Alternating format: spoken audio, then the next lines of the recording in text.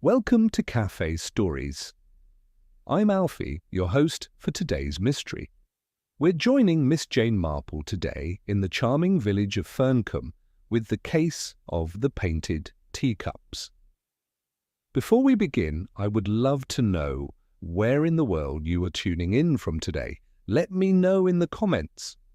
Settle in with a warm cup of tea, sharpen your powers of observation, and let's discover what secrets lie hidden in delicate porcelain and wartime shadows. The Case of the Painted Teacups. Chapter 1. An Invitation to Ferncombe. The invitation had arrived on a Tuesday morning, written in Mrs. Bantry's characteristically enthusiastic scrawl across cream-coloured notepaper that bore the faint scent of lavender.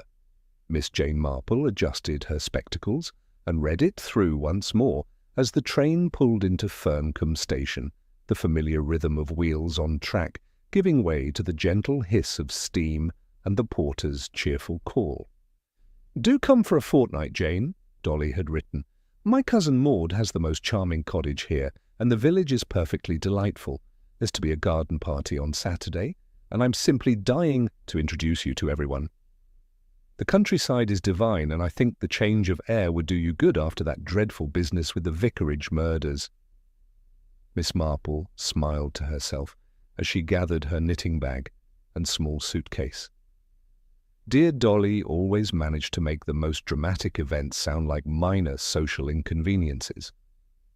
The elderly lady stepped carefully onto the platform, noting with approval the well-tended flower boxes and the fresh coat of paint on the station building.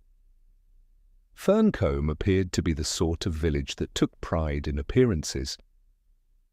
"Miss Marple? Oh, how perfectly splendid that you've come." The voice belonged to a tall, angular woman with greying hair swept back in an elegant chignon and wearing a flowered dress that had clearly been expensive before the war. Mrs. Bantry hurried forward with outstretched arms, her face beaming with genuine pleasure. "Dolly, my dear," Miss Marple said warmly, accepting the embrace. "How very kind of you to invite me. The journey was a most pleasant. Maud is simply thrilled you're here. She's heard so much about your little adventures in detection, though of course we mustn't speak of such unpleasant things in polite company." Mrs. Bantry lowered her voice conspiratorially. "Though I must say, there are the most interesting people in Ferncombe. Wait until you meet Miss Blundell, the artist, you know. She has the sharpest tongue and the keenest eye for local affairs. Nothing escapes her notice."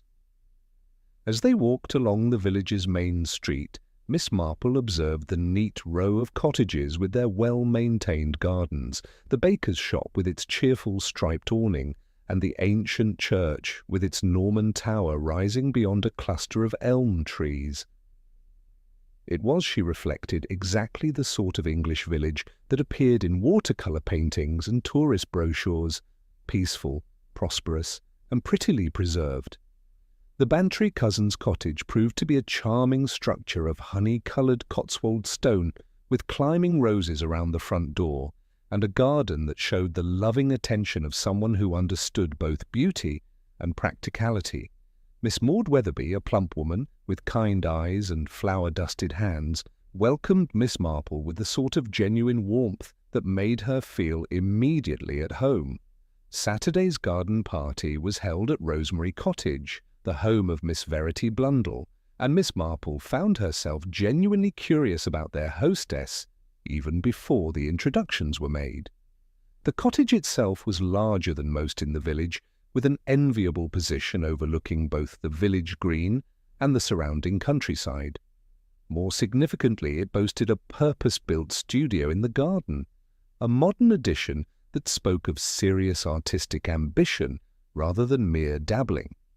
Miss Blundell herself proved to be a woman of perhaps 60, with silver hair drawn back severely and pale blue eyes that seemed to miss very little.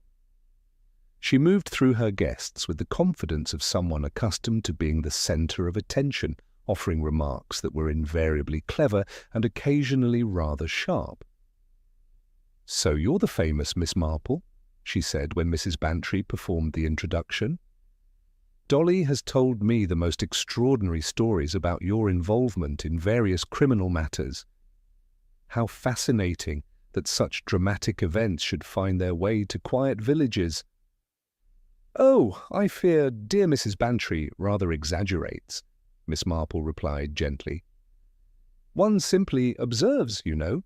Human nature is much the same everywhere, whether in St. Mary Mead or London." Miss Blundell's pale eyes sharpened with interest. "Indeed. And what do you observe here in Ferncombe, Miss Marple?" Before Miss Marple could respond, their conversation was interrupted by the arrival of a nervous-looking young woman with dark hair and an anxious expression. Verity, I do hope I'm not late. The bus from Little Wickham was delayed, and—" "Patricia, my dear child, you're perfectly punctual," Miss Blundell said, though her tone suggested mild irritation. "Miss Marple, may I present my niece, Patricia Hume? Patricia, this is the celebrated Miss Marple whom Dolly has been telling us about." Miss Marple noted the slight tension in the young woman's shoulders and the way her eyes darted nervously between her aunt and the other guests. Financial worries, she thought, recognizing the particular strain that comes from mounting debts and diminishing options. The afternoon progressed pleasantly enough, with cucumber sandwiches and seed cakes served on delicate china, and conversations that touched on village affairs, the weather, and the gradual return to normalcy after the war's end. Miss Marple found herself particularly intrigued by the various undercurrents she observed. The way the vicar, Mr. Stainton, seemed unusually interested in Miss Blundell's artistic work, and how a well-dressed gentleman introduced as Mr. Fortescue kept steering conversations toward property values and development opportunities. "Such a shame about the old mill," Mr. Fortescue was saying to a small group near the refreshment table. "Prime location, that. With proper development, it could provide much-needed housing for young families." "Over my dead body," Miss Blundell interjected crisply from across the garden. "This village has quite enough charm without your modern monstrosities cluttering the landscape." The silence that followed was distinctly uncomfortable, and Miss Marple noticed how several guests suddenly found their teacups fascinating. Mr. Fortescue's face flushed slightly, but he managed a tight smile.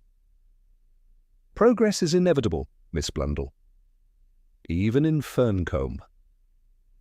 As the afternoon drew to a close and guests began to take their leave, Miss Marple lingered in the garden studio, admiring the watercolours displayed on various easels. Miss Blundell's work was indeed accomplished, delicate village scenes rendered with remarkable attention to detail and an almost photographic accuracy in capturing local landmarks. Most intriguing of all was a series of 6 small teacups, each hand-painted with a different village scene.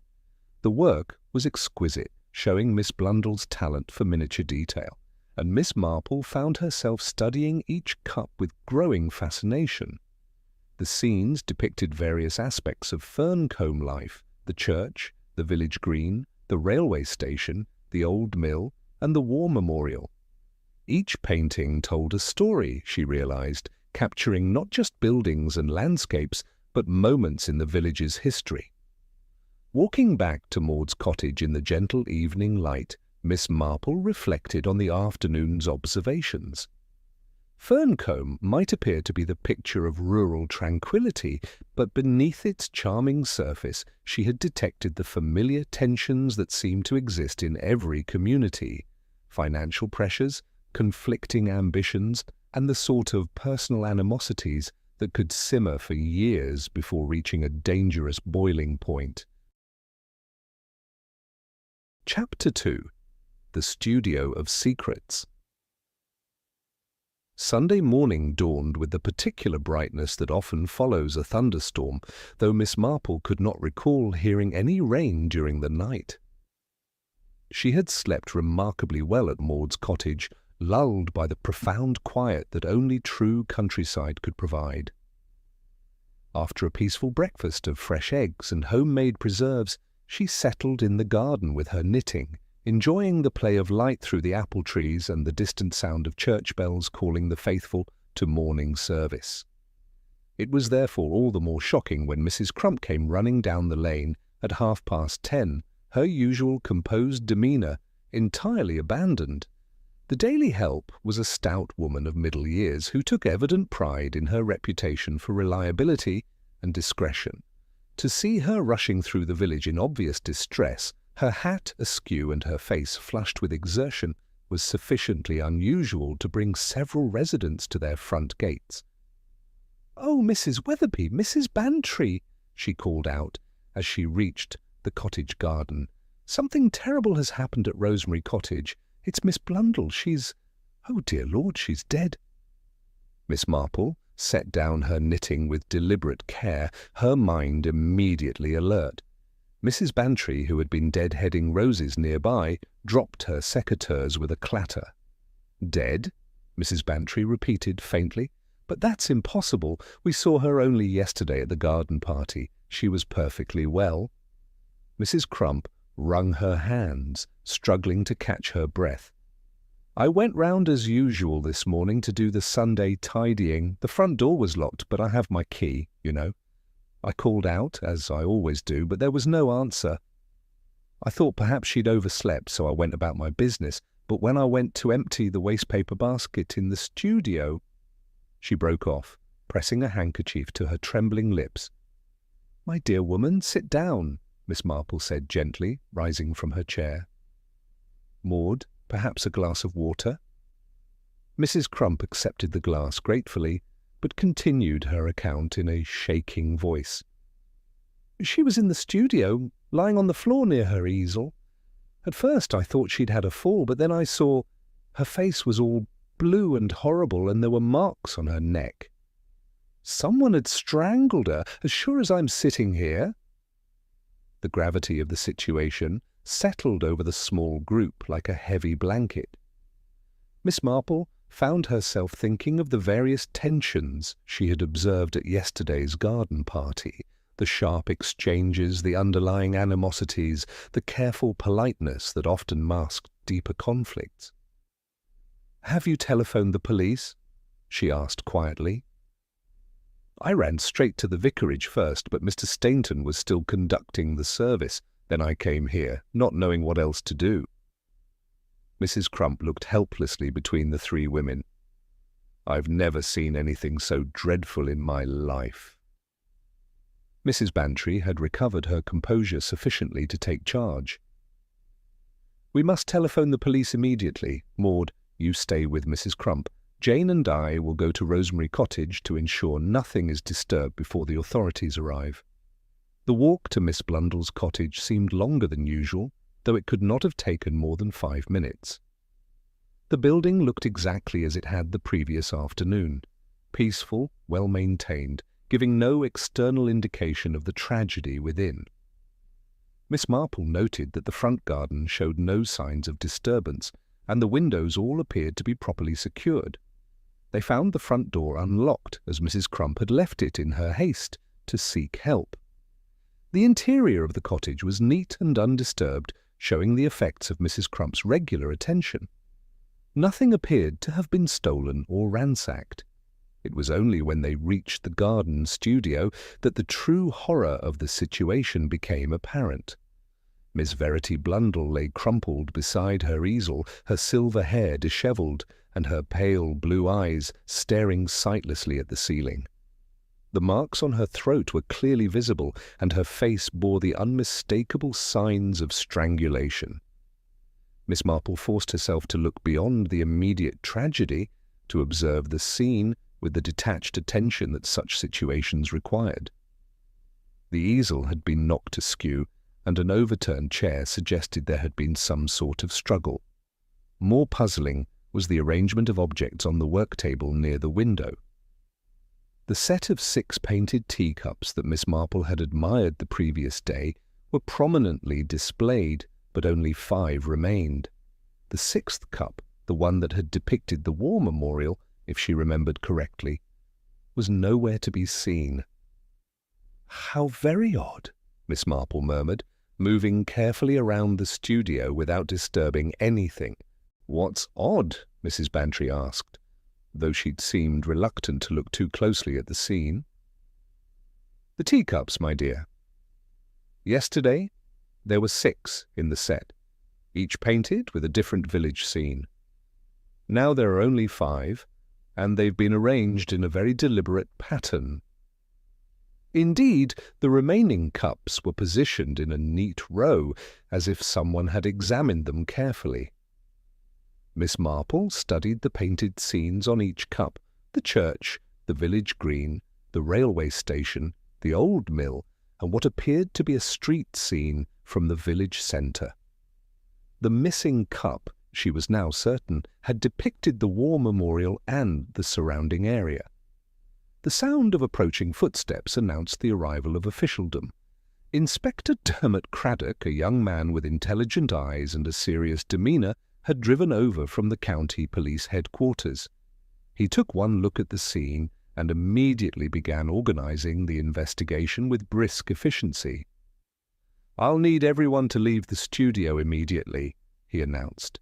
"This is now a crime scene, and nothing must be disturbed until the photographer and police surgeon have completed their work." Mrs. Bantry began to introduce Miss Marple, but the inspector cut her short with professional courtesy. "I'm sure the ladies have been most helpful, but I must ask you to return to your homes while we conduct our initial examination. We'll need statements from everyone in due course." As they walked back toward the cottage, Miss Marple found herself thinking about the careful arrangement of the teacups and the significance of the missing 6th cup. In her experience, when something was taken from a crime scene, it was usually because it contained information that someone desperately needed to hide. But what could a delicately painted teacup possibly reveal that was worth killing for?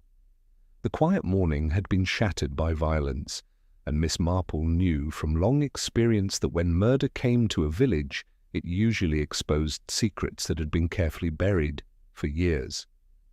Someone in Ferncombe had killed Verity Blundell, and the missing teacup was somehow connected to their motive.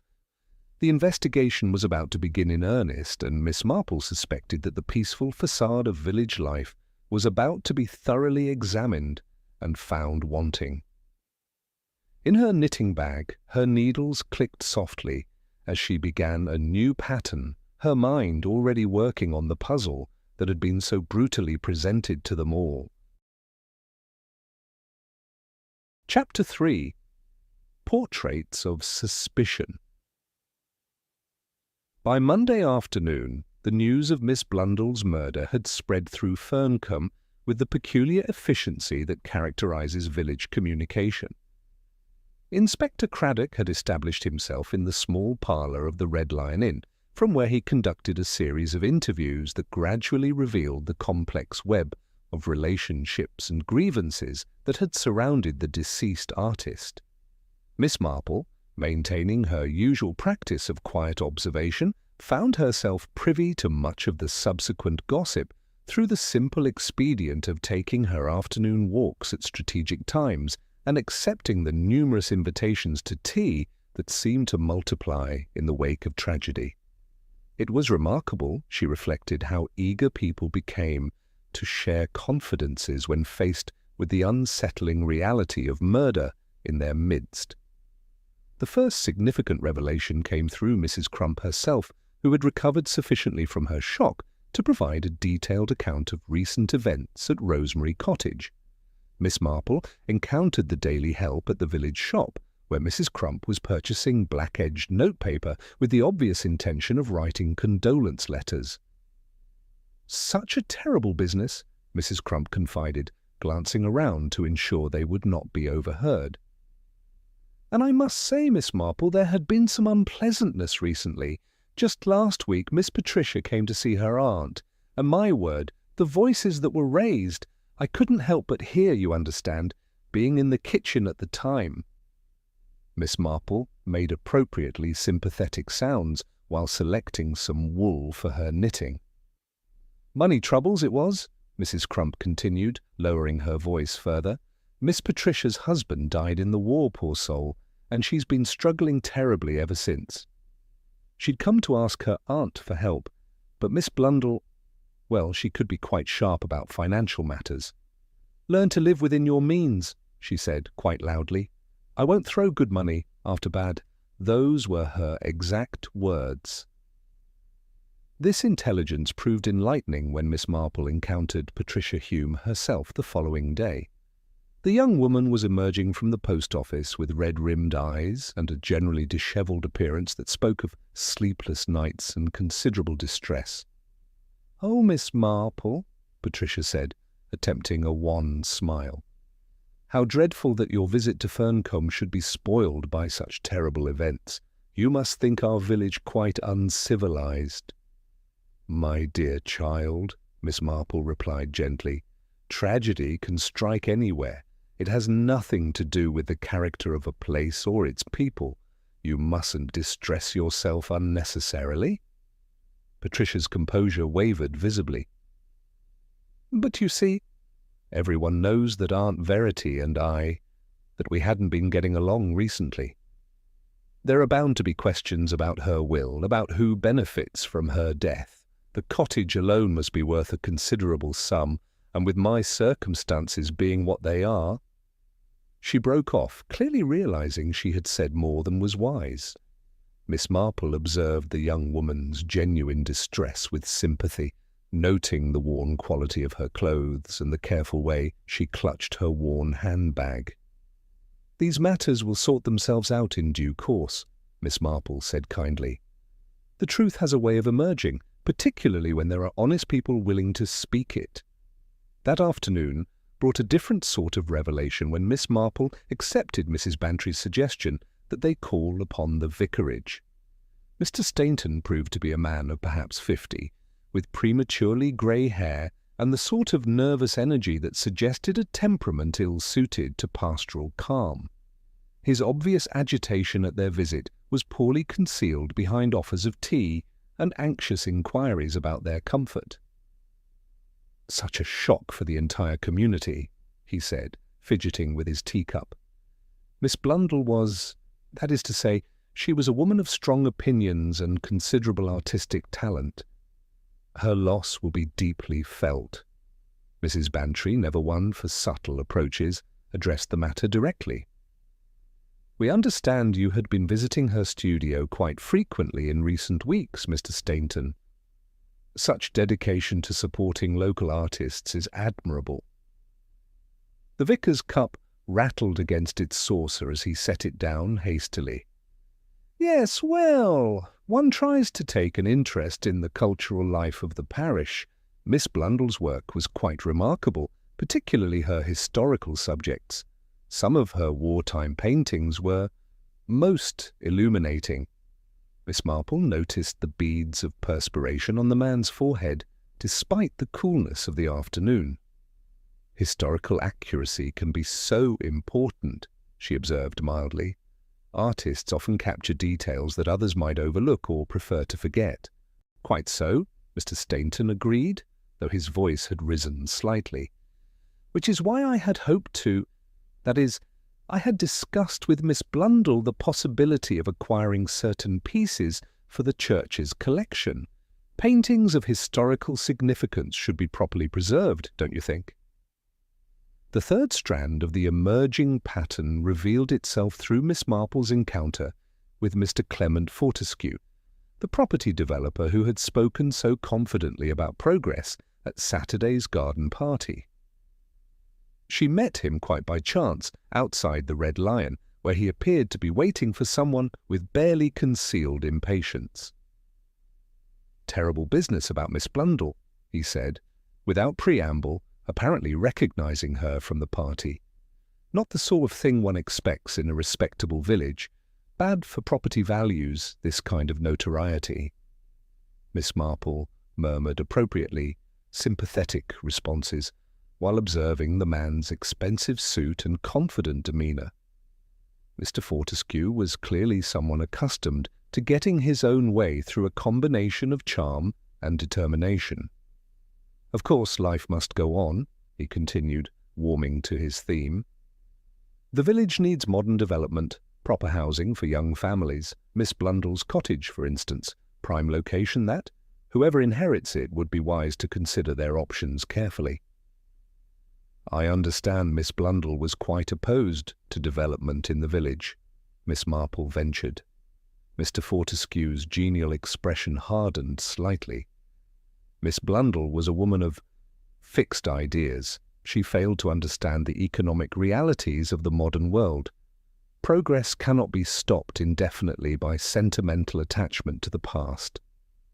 As Miss Marple walked back to Maud's cottage in the fading afternoon light, she reflected on the three distinct motives that had emerged from her conversations. Patricia Hume stood to inherit substantially from her aunt's death, potentially solving her desperate financial situation. The Reverend Stainton had clearly been anxious to acquire specific paintings from Miss Blundell's collection, though his reasons remained unclear. Mr. Fortescue had obvious commercial interests that would be furthered by the artist's death and the subsequent sale of her strategically located property. Yet something about the careful arrangement of the remaining teacups continued to trouble her. In her experience, when someone removed evidence from a crime scene, it was usually because that evidence could directly implicate them.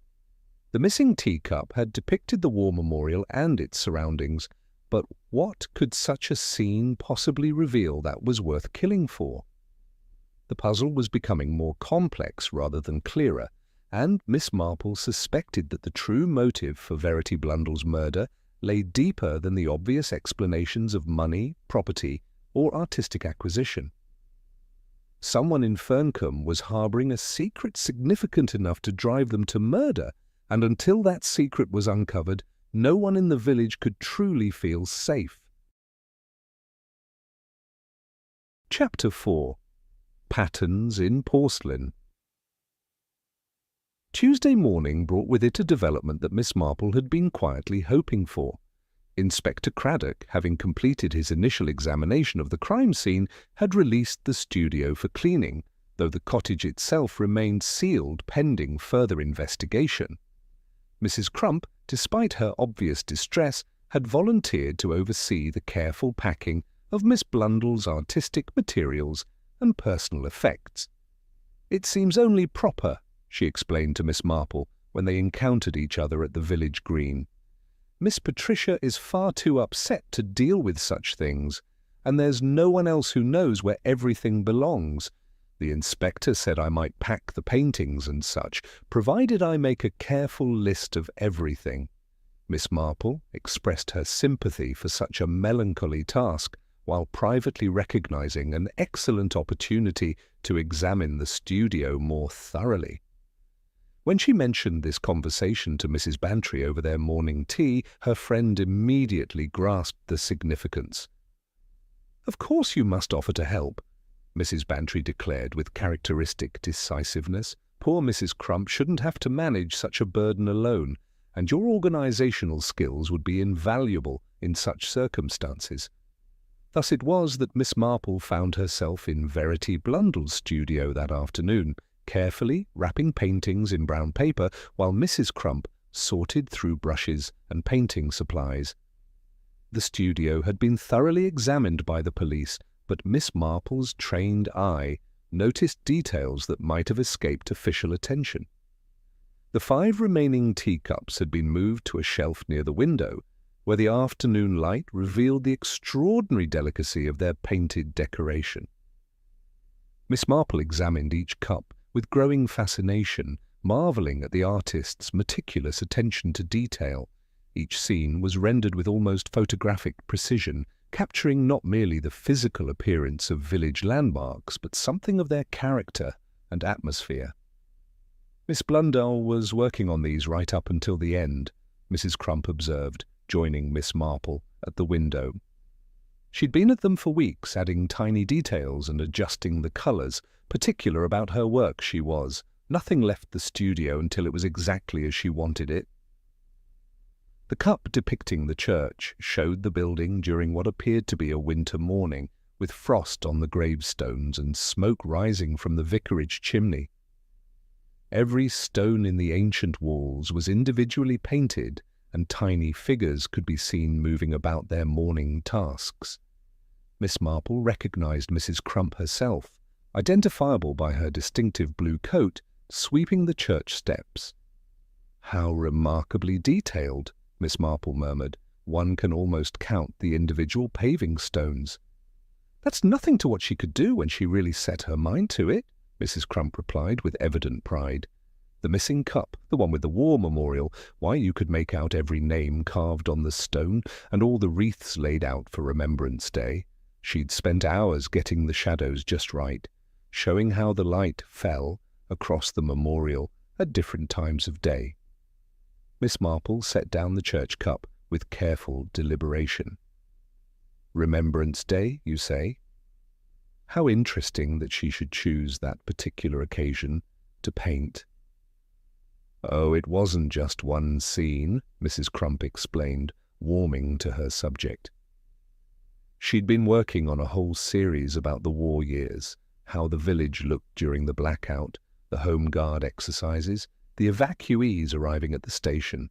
Said she wanted to record history before people forgot what it was really like. This intelligence proved most illuminating. Miss Marple continued her examination of the remaining cups, noting how each one captured a specific moment in village life with remarkable precision. The railway station scene showed a crowded platform with people in wartime clothing, while the village green depicted what appeared to be a home guard drill, with local men in uniform practicing their manoeuvres. "Mrs. Crump," Miss Marple said thoughtfully, "you mentioned that Miss Blundell painted from life.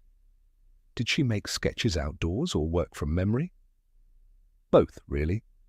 She had dozens of sketchbooks filled with drawings from over the years.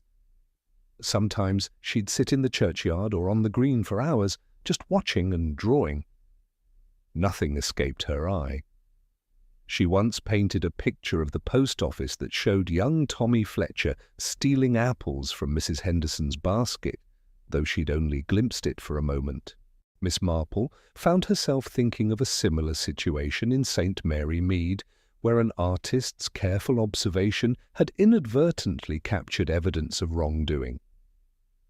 "Artists do see things that others miss," she observed mildly. "Their trained eye notices details that the rest of us might overlook entirely." "That's exactly what she used to say," Mrs. Crump agreed. "Said painting taught her to really look at things, not just glance at them. She could spot a fake antique at 20 paces, or tell you if someone was wearing a wig, or notice when people were behaving differently from usual." The conversation was interrupted by a knock at the studio door. Reverend Stainton stood on the threshold, his face bearing an expression of anxious concern. "I do hope I'm not intruding," he said, though his eyes immediately went to the shelf where the teacups were displayed. "I wanted to express my condolences to Mrs. Crump and to inquire whether Miss Blundell's paintings might be available for viewing. The parish has been discussing the possibility of mounting a memorial exhibition." Miss Marple observed the vicar's obvious nervousness with interest. His gaze lingered on the teacups with what appeared to be relief, though she could not immediately understand why. "Most thoughtful of you, Reverend," Mrs. Crump replied, "though I believe such decisions will rest with Miss Patricia, being the heir and all." Of course," Mr. Stainton agreed hastily. "I merely wanted to ensure that Miss Blundell's artistic legacy receives proper recognition. Her historical paintings were particularly valuable, documents of our community's past, one might say." He lingered for several more minutes, making stilted conversation while his eyes repeatedly returned to the painted cups. Miss Marple noted his particular interest in the scene depicting the village green, though she could not discern what about that innocent pastoral scene might cause him such evident concern.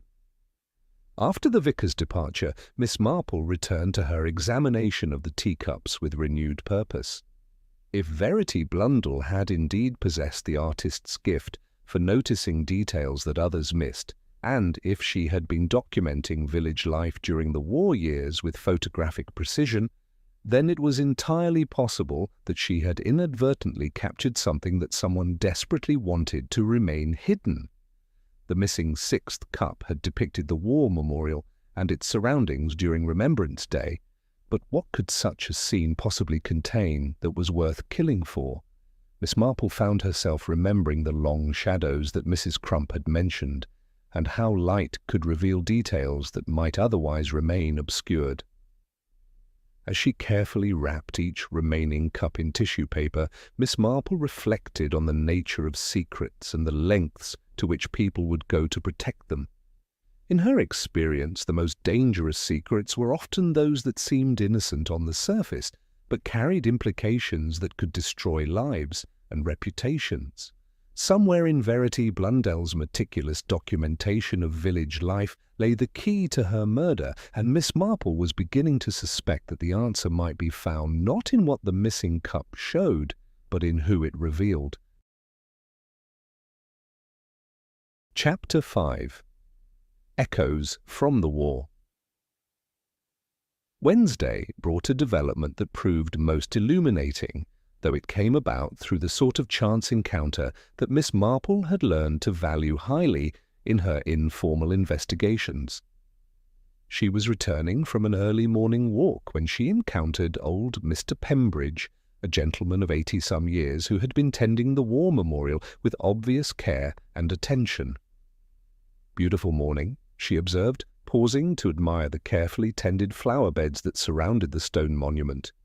"Indeed it is," Mr. Pembridge replied, straightening slowly from his work. "Though I must say, this business about poor Miss Blundell has cast a shadow over the whole village. Terrible thing, murder. Makes one think about the past, about other dark times we've weathered." Miss Marple expressed appropriate sympathy while noting the old gentleman's obvious desire to talk. In her experience, elderly people often possess the most valuable insights into community history, particularly regarding events that others might prefer to forget. "I suppose the war years were difficult for everyone," she ventured gently. Mr. Pembridge's weathered face grew thoughtful. "Difficult times indeed, Miss Marple. Brought out the best in some people, and—" He paused, glancing around as if to ensure they were not overheard. "Well, perhaps it's unkind to speak ill of anyone, but the war brought out rather different qualities in others. Human nature reveals itself most clearly under pressure," Miss Marple agreed. "I imagine a small village like Ferncombe had its share of both heroism and less admirable behaviour." "You put your finger on it exactly," the old man said, his voice dropping to a confidential tone. "Most folks here did their bit and more, but there were those who saw opportunity where others saw duty. Black market dealings, information passed to the wrong people, young women led astray and then abandoned when the consequences became inconvenient." Miss Marple's attention sharpened at this last observation. How tragic when the vulnerable are taken advantage of during such uncertain times. "There was a girl," Mr. Pembridge continued, his voice heavy with old sorrow. "Pretty little thing. Worked at the post office during the war, got herself in trouble with one of the men billeted here. Claimed he'd promised to marry her, but of course that came to nothing.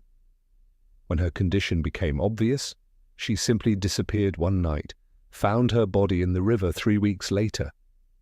"How dreadful," Miss Marple murmured, though she sensed there was more to this tragic story. "The official verdict was accident, of course.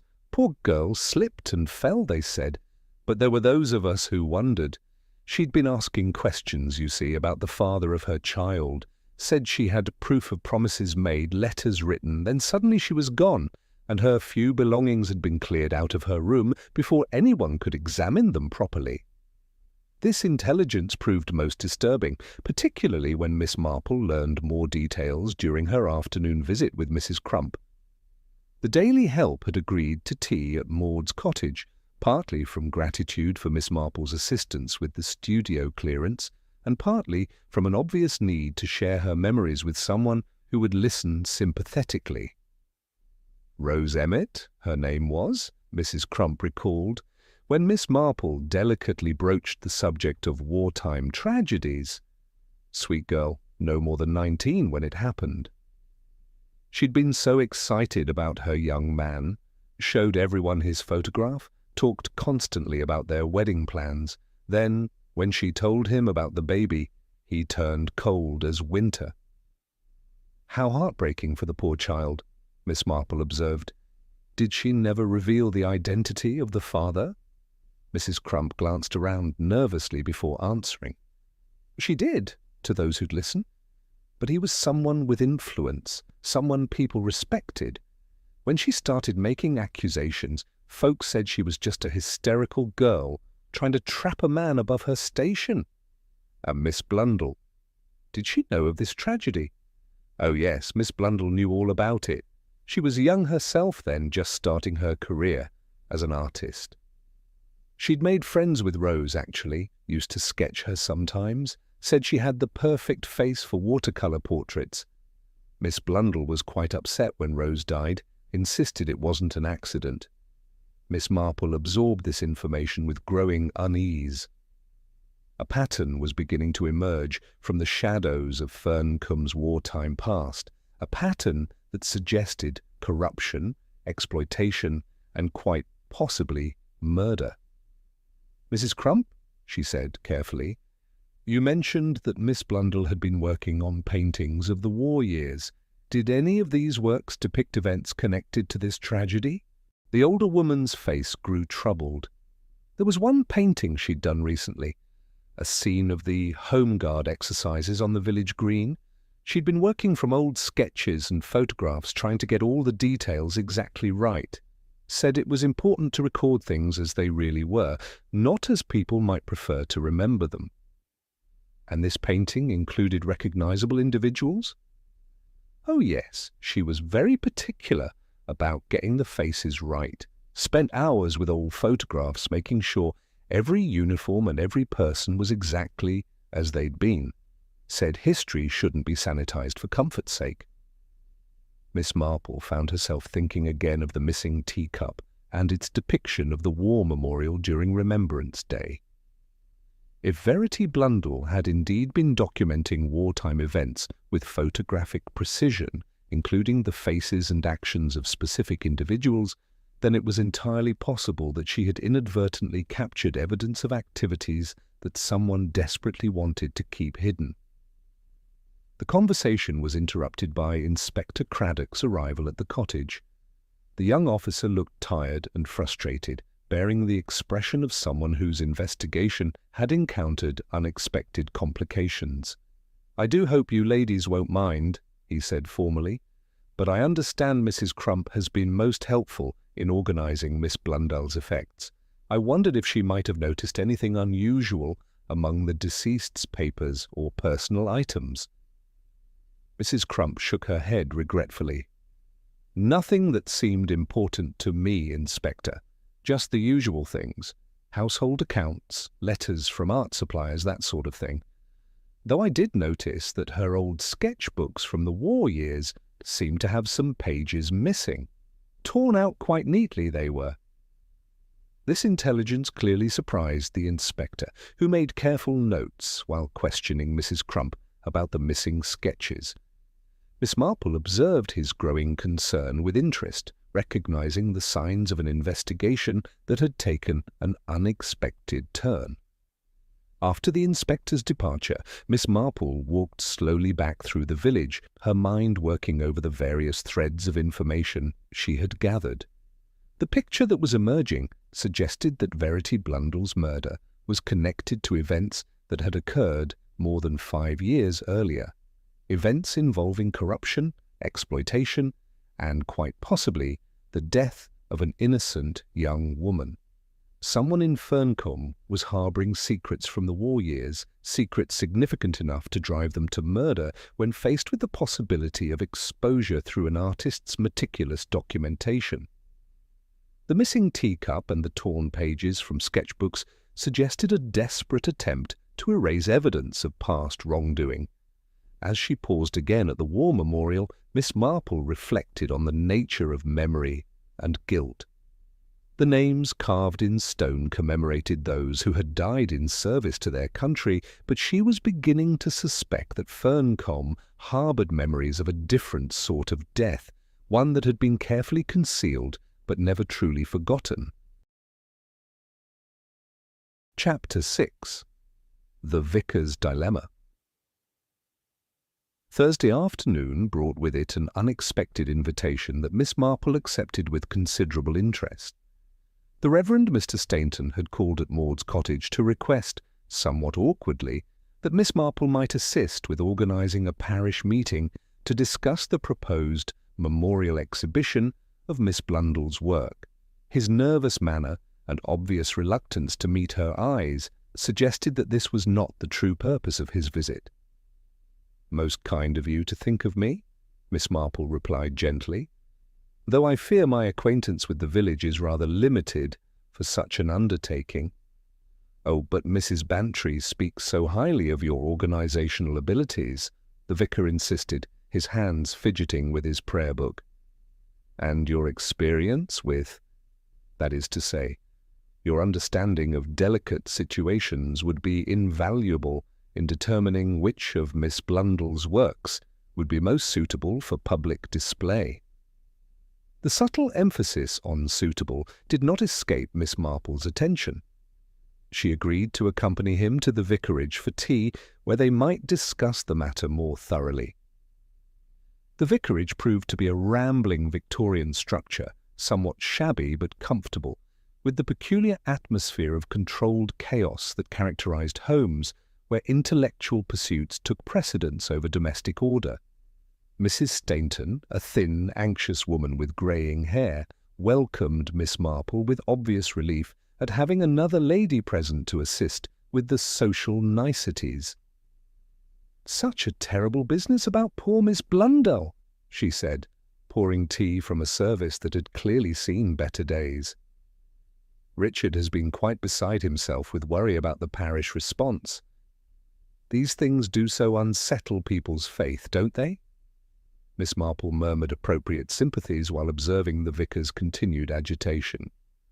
When Mrs. Stainton excused herself to attend to parish correspondence, Mr. Stainton's carefully maintained composure finally cracked. "Miss Marple," he said abruptly, setting down his teacup with trembling hands, "I must confess that I am in a most difficult position. I have information that may be relevant to the police investigation, but sharing it would violate confidences that I am bound by sacred duty to protect." "The burden of the confessional can be very heavy," Miss Marple observed gently, "though I believe the Church recognizes certain circumstances where the greater good must be considered." "It's not a formal confession," Mr. Stainton replied, running his hands through his thinning hair, "but it involves matters that someone shared with me in confidence, seeking spiritual guidance. If this information became public, it would destroy an innocent person's reputation and perhaps their life." Miss Marple waited patiently for him to continue, recognizing the signs of a man wrestling with his conscience. Miss Blundell had been persistent in her inquiries about certain events from the war years, he continued finally. She claimed to be documenting history, but her questions were becoming increasingly specific. She had somehow learned details about situations that were supposed to remain private, matters involving moral failings that had been confessed and forgiven years ago. "Artists do tend to be observant," Miss Marple remarked mildly. "Their trained eye often notices connections that others might miss." "Precisely the problem," Mr. Stainton agreed, his voice heavy with distress. Miss Blundell's paintings were extraordinarily detailed. She had captured scenes, faces, interactions that, while that some people would prefer, remained forgotten. Her wartime sketches were particularly troubling in this regard. Miss Marple found herself thinking of the missing pages from Verity Blundell's sketchbooks. Was someone attempting to purchase these particular works from Miss Blundell? The vicar's uncomfortable silence provided its own answer. After a long moment, he continued with obvious reluctance. I had hoped to acquire certain pieces for the church collection, yes, not for any improper purpose, you understand, but to ensure they were properly preserved. Some artistic works are perhaps too valuable as historical documents to be left in private hands. And Miss Blundell's response to these overtures? She was adamant that her work should remain complete and unedited. Said she had a responsibility to historical truth that superseded personal comfort or reputation. She seemed to take a rather unseemly pleasure in the discomfort her accuracy caused certain individuals. Miss Marple absorbed this information while observing the vicar's obvious distress. His genuine anguish suggested that his concern was indeed for someone else's welfare rather than his own, though she could not yet determine whose secret he was so desperate to protect. "Mr. Stainton," she said carefully, "you mentioned that Miss Blundell had been asking specific questions about wartime events. Did these inquiries focus on any particular incident or individual?" The vicar's face grew pale. She had become obsessed with the tragedy of Rose Emmett, the young woman who died during the war. Miss Blundell insisted that Rose's death was not accidental, that someone with influence had silenced her to prevent embarrassing revelations. She claimed to have evidence in her paintings that would prove her theory. Evidence of what nature? Faces, Miss Marple, faces and interactions captured in her sketches and later incorporated into her paintings. She said an artist's eye could detect guilt and complicity that others might miss. She had painted scenes from those years with such precision that anyone familiar with the events would recognize the participants and understand the implications. Miss Marple found herself thinking of The Missing Teacup, with its depiction of the war memorial during Remembrance Day.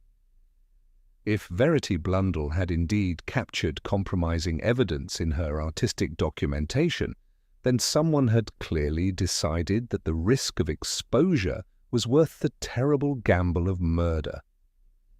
"This person whose confidence you are protecting," she said gently, "are you certain they are truly innocent of Miss Blundell's murder?"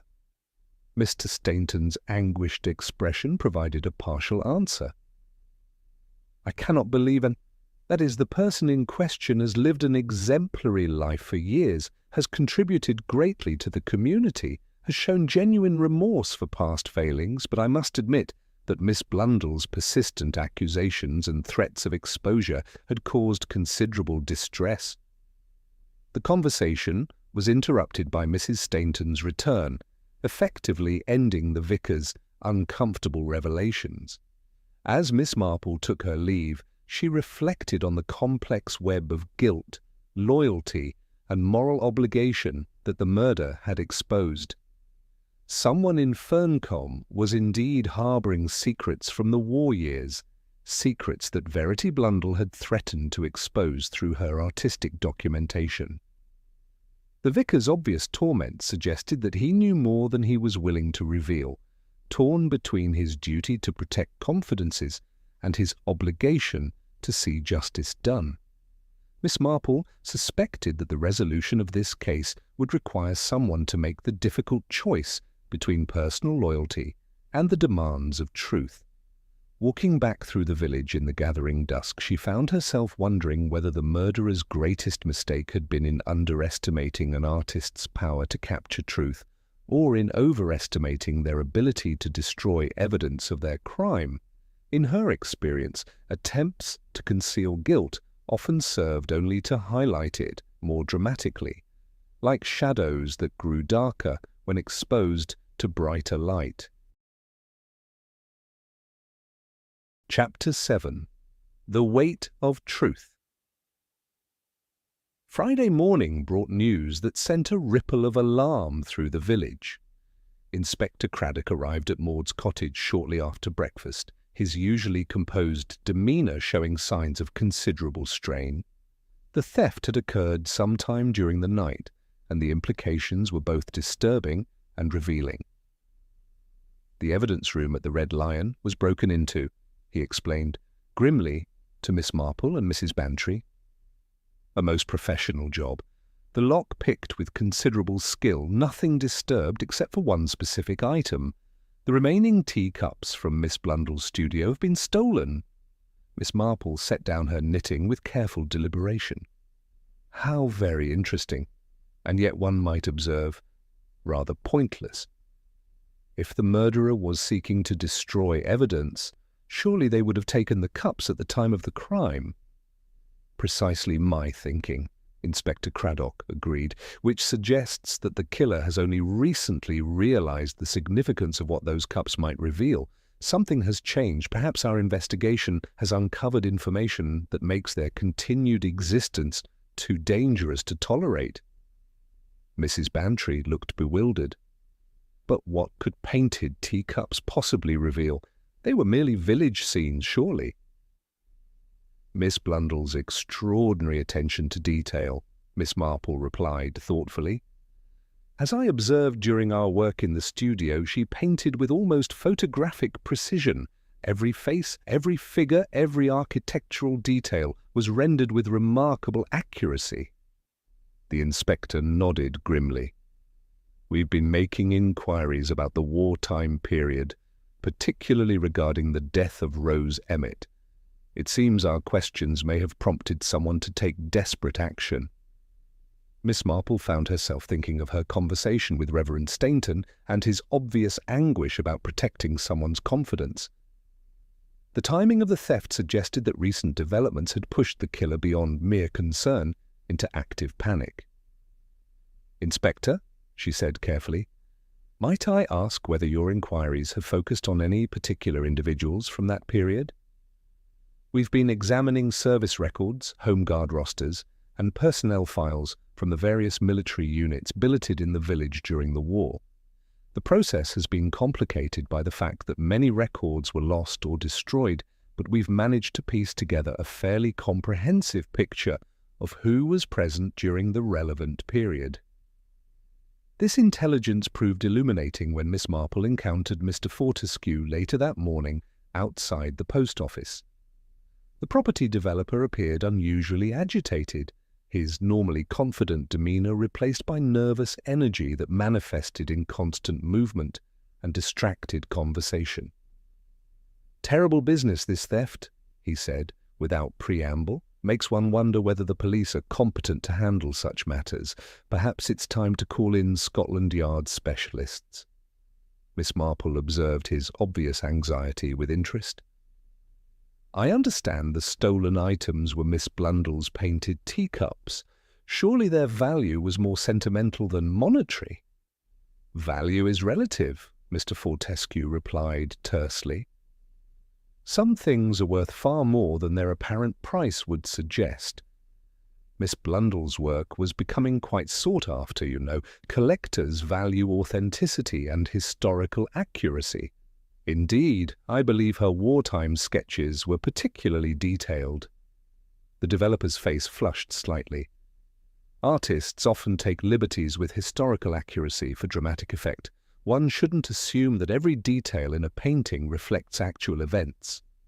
Miss Marple found this defensive response most enlightening, particularly when combined with Mr. Fortescue's obvious desire to terminate their conversation.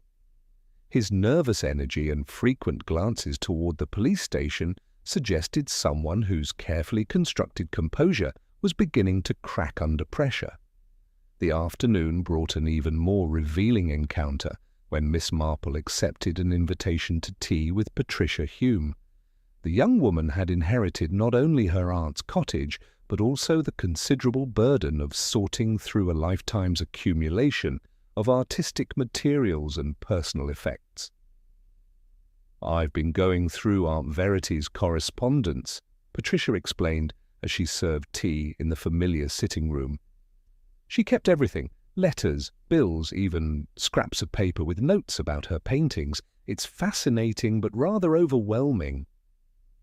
Artists often maintain detailed records of their work, Miss Marple observed. "Did your aunt keep notes about her wartime paintings?" Patricia's expression grew troubled. "She did, and some of them are quite disturbing. She seems to have been convinced that certain people in the village were not what they appeared to be. She'd made lists of inconsistencies she'd noticed, discrepancies between official records and her own observations." "What sort of discrepancies?" "People who claimed to have been elsewhere during specific events, but whom she'd clearly seen and sketched in different locations. Individuals whose wartime service records didn't match their actual activities as she documented them in her paintings. She was quite methodical about it all." Miss Marple absorbed this information with growing unease. Verity Blundell had clearly been conducting her own investigation into wartime events, using her artistic documentation as evidence to contradict official accounts and personal testimonies. "These notes," she said carefully, "do they mention specific individuals by name?" Patricia nodded reluctantly. "Several people, actually, some quite prominent members of the community. She seemed particularly interested in anyone who had access to sensitive information during the war: postal workers, local officials, people billeted with important families." The conversation was interrupted by a commotion outside. Through the window they could see Inspector Craddock's police car pulling up to the cottage, followed by several other vehicles. The inspector emerged with a grim expression and several constables, clearly prepared for a serious confrontation. "I'm afraid I must ask you both to remain here," he announced as he entered the sitting room. "We have reason to believe that the person responsible for Miss Blundell's murder may attempt to retrieve certain documents from this cottage." Miss Marple felt a familiar chill of recognition. In her experience, murderers often returned to the scene of their crime when desperation overcame caution. The theft of the teacups suggested that the killer was still searching for evidence that might implicate them, and Verity Blundell's cottage was the most logical place to continue that search. "Inspector," she said quietly, "might I suggest that Mrs. Hume and I withdraw to the kitchen while you and your men prepare for this visit?" As they settled in the cottage's cosy kitchen to wait, Miss Marple reflected on the various threads of information that had emerged over the past week. Someone in Ferncombe was harbouring secrets from the war years, secrets that Verity Blundell had threatened to expose through her artistic documentation.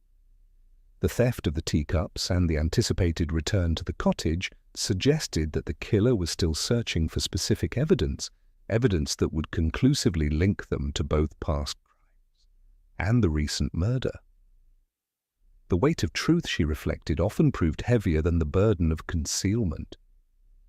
Someone in the village was about to discover that the price of maintaining old secrets had become impossibly high, and that the desperate measures they had taken to protect themselves had only served to ensure their eventual exposure. Chapter 8. Justice in the Garden. The wait in Rosemary Cottage extended well into the evening, with Inspector Craddock maintaining a vigilant watch while Miss Marple and Patricia sat quietly in the kitchen, the latter growing increasingly nervous as the hours passed. It was nearly 9 o'clock when the sound of careful footsteps in the garden alerted them to an approaching presence. Through the window, Miss Marple observed a shadowy figure moving purposefully toward the studio, carrying what appeared to be a small satchel. The intruder moved with the confidence of someone familiar with the property, avoiding the gravel paths that might announce their presence and keeping to the grass borders where their footsteps would be muffled. Inspector Craddock allowed the figure to enter the studio before signalling his constables to surround the building. When they switched on their electric torches, the harsh light revealed Mrs. Stainton crouched beside Verity Blundell's filing cabinet, her thin hands frantically searching through the deceased artist's papers. "Mrs. Stainton," Inspector Craddock said quietly from the doorway, "I think you'd better come with us." The vicar's wife looked up with an expression of such despair that Miss Marple felt a profound sadness. Here was a woman who had clearly been driven to desperate measures by circumstances beyond her control, yet whose fundamental decency remained evident even in her moment of capture. 20 minutes later they had assembled in the cottage's sitting room: Inspector Craddock, Miss Marple, Patricia, Mrs. Stainton, and Reverend Stainton, who had been summoned from the vicarage. The stolen teacups had been recovered from Mrs. Stainton's satchel, along with several pages torn from Verity Blundell's wartime sketchbooks. "I think," Miss Marple said gently, "that it would be helpful if Mrs. Stainton were to tell us her story. The truth, difficult as it may be, is often less terrible than the secrecy that surrounds it." Mrs. Stainton sat with her hands folded in her lap, her thin frame seeming to shrink into itself. When she finally spoke, her voice was barely above a whisper. "My name wasn't always Stainton," she began. "During the war, I was Margaret Pearson, and I worked at the telephone exchange in Little Wickham. The nature of my work meant that I overheard conversations that I perhaps shouldn't have heard." Miss Marple nodded encouragingly. "Such positions often carried burdens that young women were ill-prepared to bear." "There was money offered for certain information," Mrs. Stainton continued, her voice growing stronger. "Nothing that seemed truly harmful at the time: troop movements, supply schedules, things that anyone might observe. I told myself I was merely confirming what the Germans probably already knew." Inspector Craddock leaned forward with interest. "You were passing information to enemy agents?" "Not directly. There was an intermediary, someone who claimed to be working for British intelligence, gathering information about local security weaknesses. I believed him because I wanted to believe him, because the money he offered meant I could help my sick mother and my younger brothers." Reverend Stainton reached over to take his wife's hand, his face bearing the expression of a man who had long carried the burden of this knowledge. "Rose Emmett discovered what you were doing," Miss Marple said gently. "That was why she had to die." Mrs. Stainton's composure finally cracked, and tears began flowing down her cheeks. Rose worked at the post office, and she'd begun noticing patterns in the mail deliveries, questions about why certain letters arrived irregularly. She was clever, much cleverer than anyone gave her credit for. She started watching me, following me to my meetings. And when she confronted you, she wanted money to keep quiet, not because she was greedy, but because she was desperate. Her young man had abandoned her when she told him about the baby, and she needed funds to leave the village before her condition became obvious. I might have managed to pay her, but then she demanded something else. Miss Marple waited patiently for the crucial revelation. She wanted me to identify the father of her child.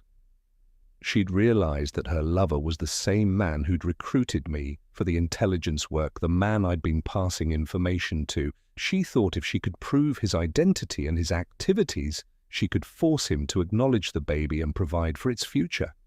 "But this man was not actually working for British intelligence," Inspector Craddock observed. "No, he was working for the Germans, and both Rose and I had become dangerous to him.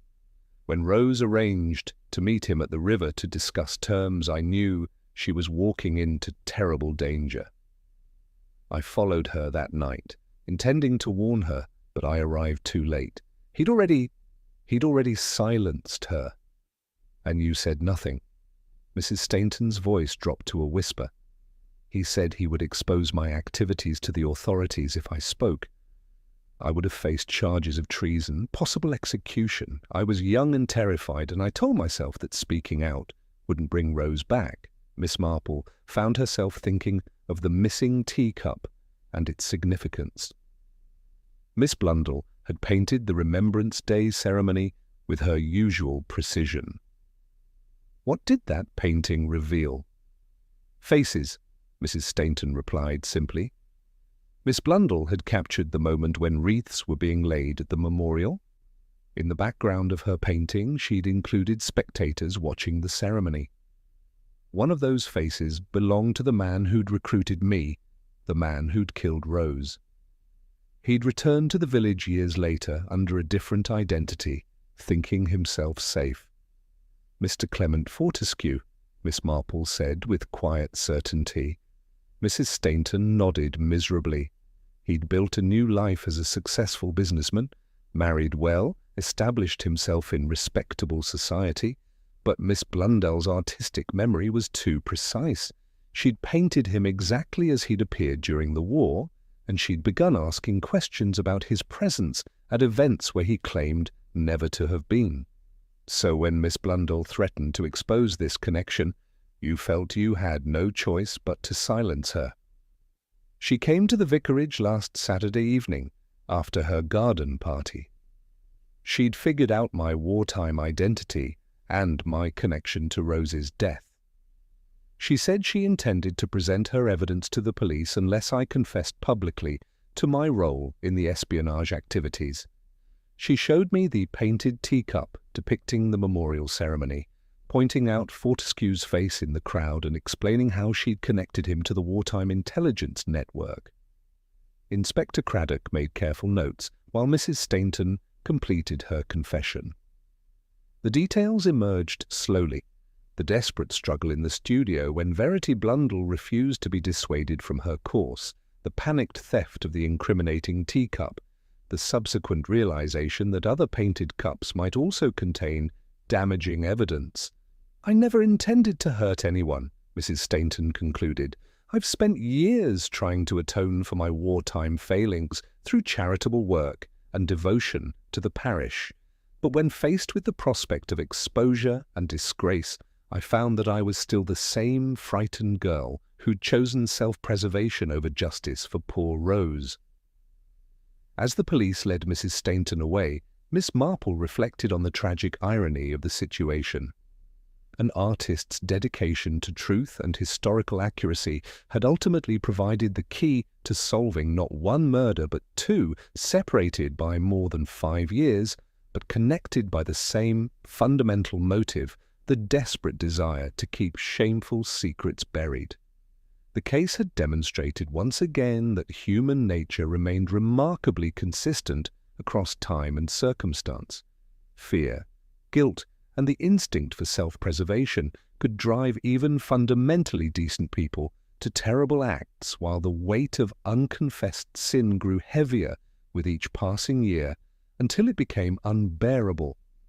In the garden where Verity Blundell had died pursuing her vision of artistic truth, justice had finally been served, though at a cost that would leave lasting scars on the small community of Ferncombe. The painted teacups recovered from Mrs. Stainton's desperate theft would serve as lasting testimony to the power of art to preserve truth long after those who would suppress it had passed from the scene. Thanks for joining us for the case of the painted teacups. Did you suspect that Mrs. Stainton's wartime secrets would lead to murder when Miss Marple first noticed the missing teacup? Were you able to piece together the connection between Rose Emmett's tragic death and Verity Blundell's artistic documentation? Let me know your thoughts in the comments. If you enjoyed this investigation with Miss Marple, don't forget to hit subscribe for more mysteries daily. Until next time, remember Miss Marple's wisdom. An artist's eye for truth can be more dangerous than any weapon, and the past has a way of demanding justice no matter how carefully we try to bury it. This is Alfie, signing off from Cafe Stories.